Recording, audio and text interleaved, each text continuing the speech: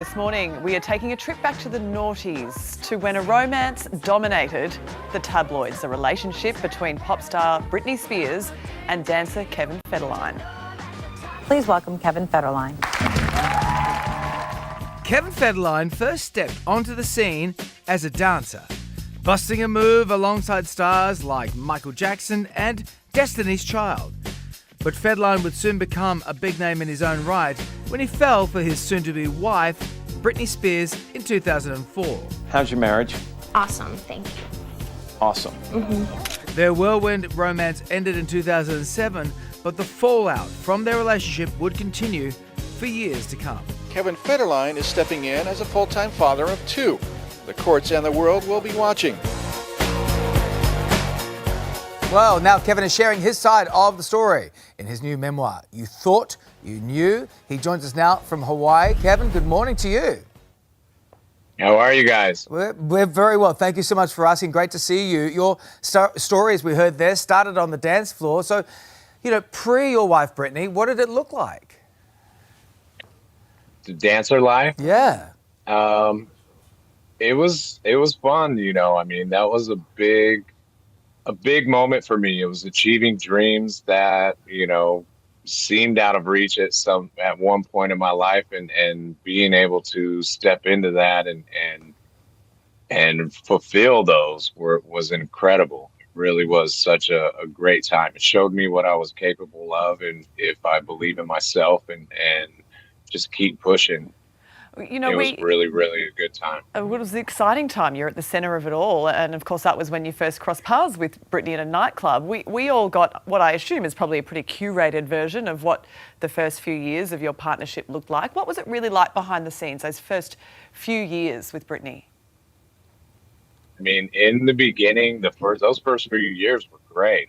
We were inseparable, from the start. It was like this moment that really just consumed both of us. And those are things that I hold on to, everything that's followed. Well, and that's the thing, she's been back in the spotlight these last few years with those stories about her conservatorship, her actually getting out of that now. You have joined the chorus of support, concern for her. Did you welcome the end of the conservatorship? I struggled with it just because I wanted to make sure that my children were safe and she was healthy and a lot of things, This has been an ongoing situation for quite some time, and there's been a lot of ups and downs. Clearly, if you read my book, you'll get a better perspective of what's gone on. I am still to this day very, very concerned with the situation, because I don't want my kids having to live through the unimaginable, as I keep saying. Right. Who or what do you blame for some of the problems, some of the troubles that she's faced? I don't really like pointing fingers at any one thing, right? I just think the situation as a whole has been kind of catastrophic, right? And a lot of that is just Hollywood itself, fame, all of these things that are, I talk about fame in my book as being like one of the strongest drugs in the world. And then you dive into ego and all of these different things, right? And just the environment that it created is really put us in a place to not really know how to get help for her, and she really needs to be the one to kind of accept help, and that's where we've been for 20 years, is that, I explain it in my book, is that never really willing to admit that she needs help. So it's been tough. And you seem very careful and in protecting your time with her.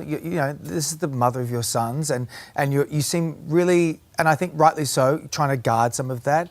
And she's come out recently and said that she feels demoralised by your book, which maybe speaks to what you're sort of hinting at a bit here. Do you feel like, you don't have any regrets about telling your story, considering she says this? No, look, I feel that my family is tired of living the lie. And I think that the only way to get any progress out of this is by telling the truth, right? Because so much has been covered up and hidden for the sake of the family and her as well. And I'm not trying to hurt her. That is not what's going on here. The last thing I would ever want to do is hurt the mother of my children. But what I'm trying to do is gain some support for our sons and my family and the people that actually love her to figure out a way forward.